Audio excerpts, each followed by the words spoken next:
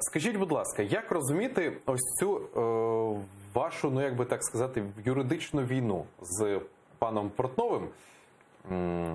Він на вас суд подає, ви на нього в суд подаєте.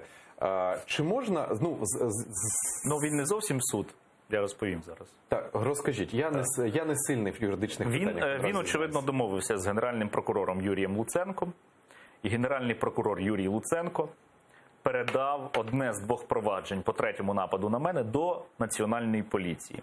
По третьому нападу є два провадження. В одному потерпілий я, в іншому потерпілі нападники. Причому нападник, який лишився живий, він втік з України 17 березня, знаходиться на території Німеччини і до України не повертається, в розшук його ніхто не оголошує, хоча докази його причетності, встановлені і організатори, і ще ряд осіб, причетних до цього замаху, все це є у Служби безпеки України.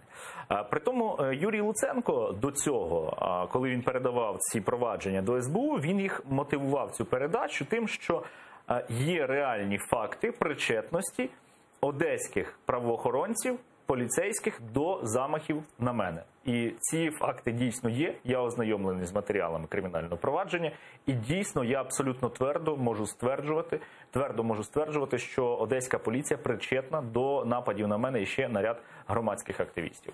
Але оскільки Андрій Портнов, мабуть, погано знайомий з таким терміном, як презумпція невинуватості, і з тим, що тільки суд може встановлювати вину тієї чи іншої особи, і не можна стверджувати щодо особи фактичних даних, якщо особа не отримала обвинувальний вирок, от те, що він там озвучував, це є порушенням принципу презумпції невинуватості, порушенням моїх особистих немайнових прав, посяганням на мою честь та гідність.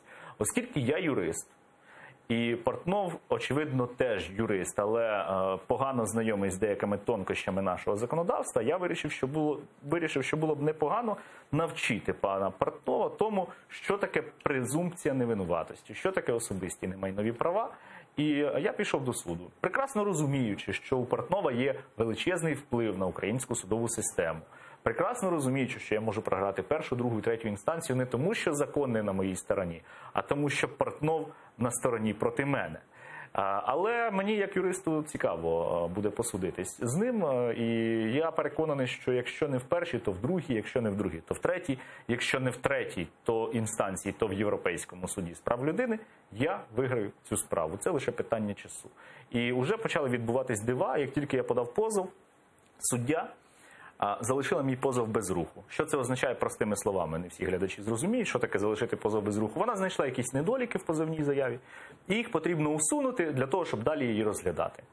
Але я про це дізнався, не отримавши ухвалу, не від судді, не від когось іншого, а від сайту «Страна».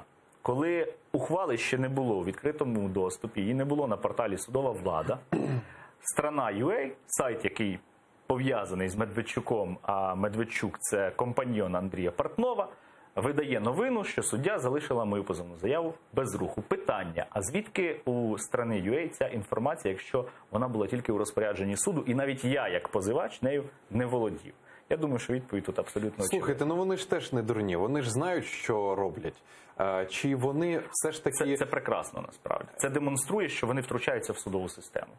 Але ж звичайний громадянин, той, який казав, що Стерненко, Падлюка, хотів подорвати телеканал, радикал, націоналіст і так далі, на них то це повпливає? Вони не будуть вглиблюватися в юридичні питання? Звісно, на них це повпливає, але що поробиш? Той, хто хоче в це вірити, він буде в це вірити, насправді. І якщо люди обдурені російською пропагандою сьогодні, то це виключна заслуга наших спецслужб, наших органів державної влади, президента України насамперед. Це їх відповідальність. І якщо вони дозволяють Медведчуку розширювати свій вплив, промивати мізки українцям, тут одне з двох. Або вони не бачать реальної загрози нашій національній безпеці, або вони спільники.